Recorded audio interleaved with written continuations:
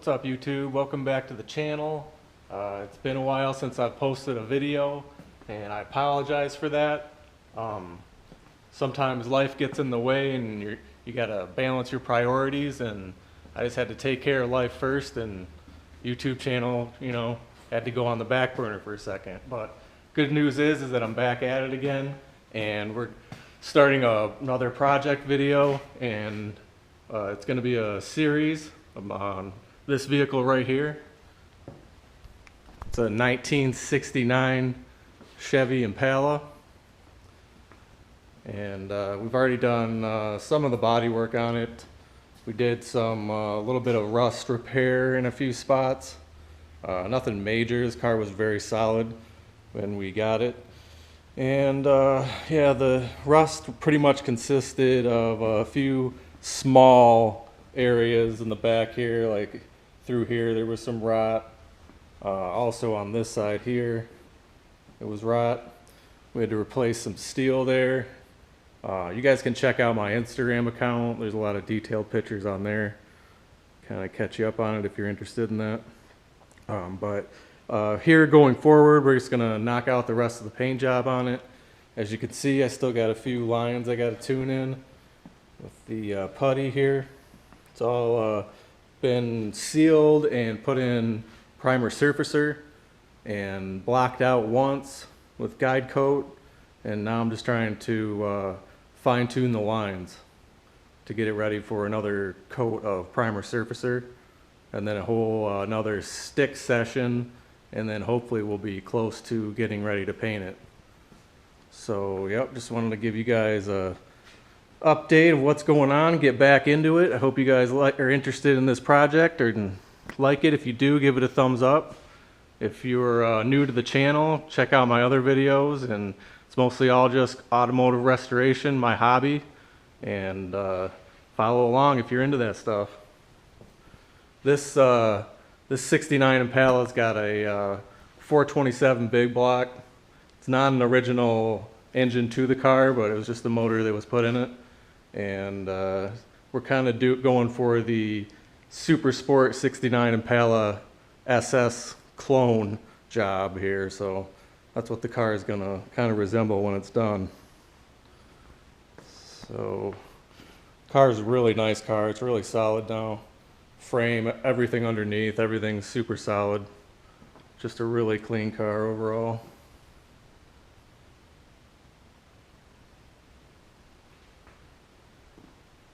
The car is going to be painted the original color, which is like a real light green metallic. So that way, I don't know, that's just the way the owner wanted to take it back to match the original paint code that's on the actual body tag.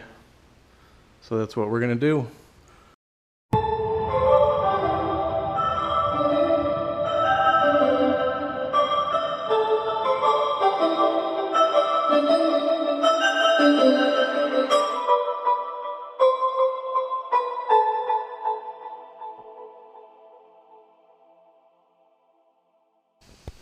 Alright, well, we got some of the first layer of glazing compound knocked off and taped it up and got a nice straight line going. But it definitely is going to take some more applications of the putty, and there's a few really small imperfections here and there that need to be filled from when we sprayed the surfacer. So we'll just keep chipping away at it, and eventually it'll be flawless. So I'm just kind of going around the car and trying to make sure I get every little thing that's going to stick out to me later. So that's what you don't want. Little dings, imperfections. I mean, it's not going to be perfect, but I don't want to stare at a tiny little dent that I could catch now for, years down the road or whatever, so just want to make sure we go over the whole car really well and catch everything we can right now. But everything seems to be going pretty well. Everything looks good. And I'm just about to spray it with the final application of primer surfacer, like I said, and then we're going to stick it, and then it'll be time to spray it. Okay, well, we got the final layer of surfacer on the car. And we got the guide coat on. That's what you see here. And for all you that don't know what the guide coat does, it's just a foolproof way to find small imperfections. So we're gonna stick this entire car, every bit of it, sand it down with 320, then 400 grit, and then that black will show any imperfections in the car in the finish. And that way we can address them before we go to paint.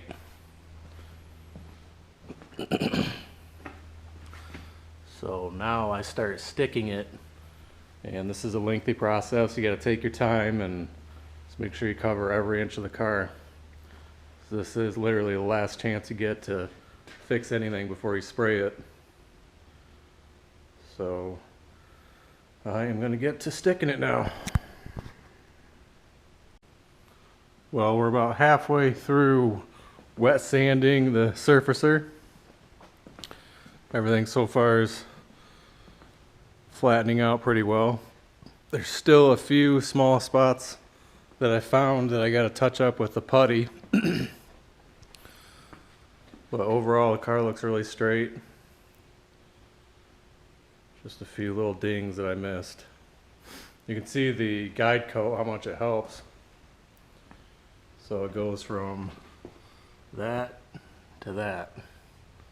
I wet sand it with 400 grit paper and a wooden stick to make sure everything gets nice and flat. Sticking it. So I still got to do take the soft pad and get the curved stuff in this fender here and do a little bit of filling, and it should be close to spraying color. So we're almost there. It's got a little bit further to go, little small details we got to wrap up, and this thing will be green, the original green, GM green it came in. So we're getting there. So next step is to just clean everything up, wrap up the wet sanding. We got to clean the booth up from top to bottom and just get everything super clean for spray time.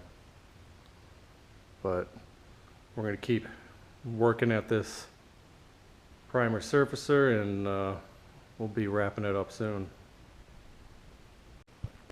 Well, I ended up finding a few more spots that I had to fill.